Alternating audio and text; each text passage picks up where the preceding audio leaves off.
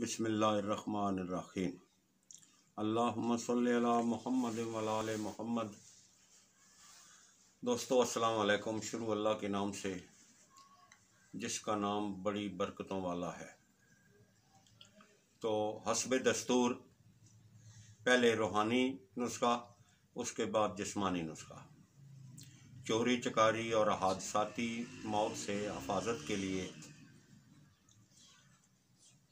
कोई भी शख्स रात को सोते वक्त 21 मरतबा बिस्मिल्लाहिर्रहमानिर्रहीम पढ़ लेगा तो इंशाअल्लाह मालो असबाब की चोरी और हादसाती मौत से महफूज रहेगा। दोस्तों, तुम्हारे रब का नाम बहुत ही बरकतों वाला है।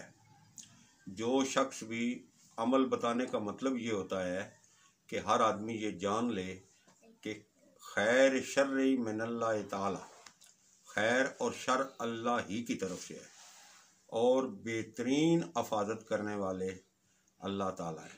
तो जब तक आपका अल्लाह ताला से रब्ता रहेगा इंशाअल्लाह ताला माल और जान असबाब महफूज रहेंगे। तो दोस्तों, अगले नुस्खा जिस्मानी इलाज का है।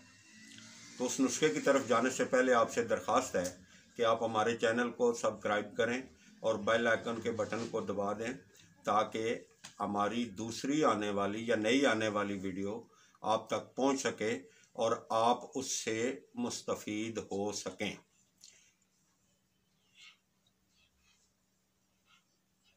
तो दूसरा नुस्खा जो है वो बलगम, दमा, बादी और नज़ले का खात्मा, यानी कि बादी नू भी जड़ तो ख़त्म करेगा, बलगम नू भी, और जेड़ी बलगम की वजह तो बीमारियां होंदियां ने जिस तरह दमा हो गया और नज़ला हो गया।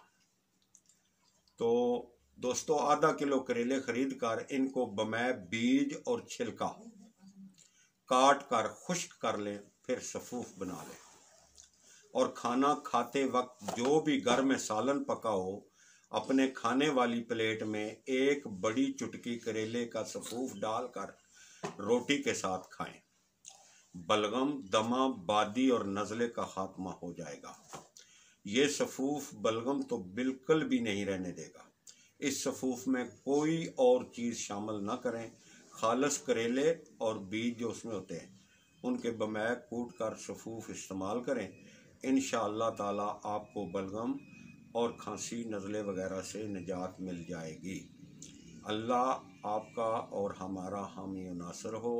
अस्सलामु अलैकुम व रहमतुल्लाहि व